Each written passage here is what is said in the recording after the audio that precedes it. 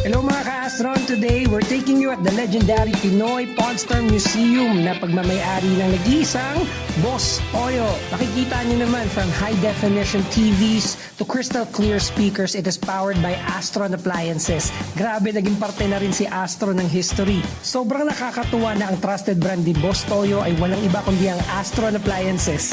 Sa nag-iisang Pinoy Pawn Museum sa Pilipinas, syempre dapat number 1 din ng appliances. Grabe, ibang level ang experience dito.